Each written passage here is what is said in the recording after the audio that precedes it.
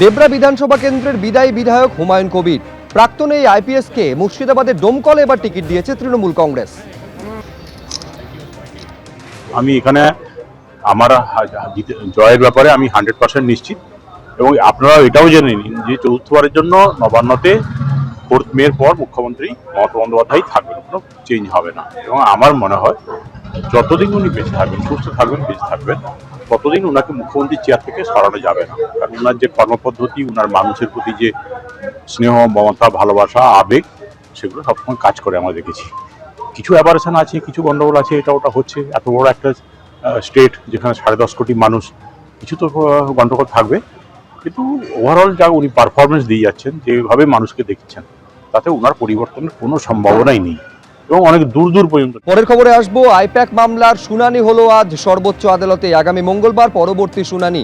সেখানে রাজ্যের তরফে আইনজীবী শ্যাম দিবান তিনি আজকে সওয়াল করেন যে আদৌ ইডির এই মামলা করার কোনো এখতিয়ার রয়েছে কিনা। এই মামলা কেন্দ্রের তরফে করা যেতে পারে বলে তিনি জানান। সুপ্রিম কোর্ট তার পর্যবেক্ষণে বলে যে রাজ্য বলছে হাইকোর্ট বা সুপ্রিম কোর্টে এই মামলা গ্রহণযোগ্য নয়। ইডির অভিযোগ মুখ্যমন্ত্রী তদন্তের মাঝে হস্তক্ষেপ করছেন। ইডির তদন্ত চলাকালীন মুখ্যমন্ত্রী ঢুকে পড়েন বলে অভিযোগ। অন্য কোনো মুখ্যমন্ত্রী যদি এটা করেন তাহলে প্রতিকার কি? স্বস্তিদায়ক পরিস্থিতি নয় বলে মন্তব্য করেছে মহামান্য সর্বোচ্চ আদালত। वो चीफ मिनिस्टर होकर के फाइल जिस ढंग से लेके भागी, लगा कि कोई अपराधी लेके भाग रहा हो। ये टीएमसी का यही खेल है যে তারা তৃণমূল কংগ্রেসের পরামর্শদাতা কোম্পানি, তাদের কাছে একটা রাজনৈতিক দলের সমস্ত গোপন তথ্য তো থাকবেই, আইপ্যাক। সুতরাং এখানে এই বিষয়টাও সুপ্রিম কোর্টের নজর দেওয়া দরকার যে আমি একটা তথ্য সংগ্রহের জন্য একটা ফলস কেস শুরু করে যদি রেডের নামে সেই তথ্যগুলোকে যদি আমি চুরি করতে যাই, কি আইনে সেটা আটকানো হবে? ইডি এবং সিবিআইকে অন্য রাজনৈতিক দলের পেছনে কাজে লাগিয়ে এই ঘটনা হচ্ছে। আকছার পেগাসাসের কথা শুনেছি, ইডি সিবিআই তো বারবার ঝাঁপিয়ে পড়ছে অন্য রাজনৈতিক দলের ওপরে। ওয়াটারগেট কেলেঙ্কারিতে ধরা পড়ে গিয়েছিলেন প্রেসিডেন্ট নিক্সন, পদত্যাগ করতে হয়েছিল। অমিত শাহ ভারতবর্ষের নিক্সনের 100 গুণ বেশি অপরাধ করেন, ধরা পড়েন না।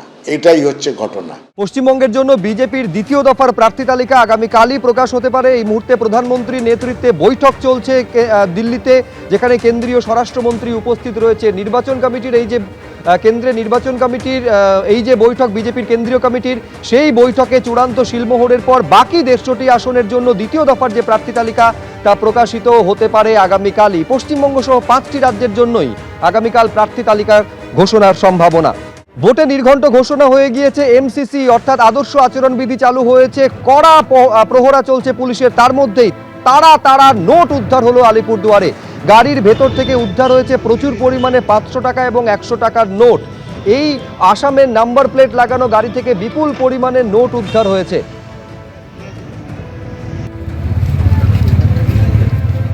ছবিতে দেখতে পাচ্ছেন আসামের নাম্বার প্লেট লাগানো এই গাড়ি, যে গাড়ি থেকে বিপুল পরিমাণে নোট উদ্ধার হয়েছে। এখন এই নোট কি কারণে এই গাড়িতে রাখা ছিল তারই অনুসন্ধান করছে পুলিশ। অসমের রেশন ডিলার সুপারির ব্যবসায়ী বিকেন ঈশ্বরারি, অসমের এই ব্যবসায়ীর গাড়ি ধরতেই মিলল নোটের বান্ডিল। এবিপি আনন্দ, এগিয়ে থাকে, এগিয়ে রাখে।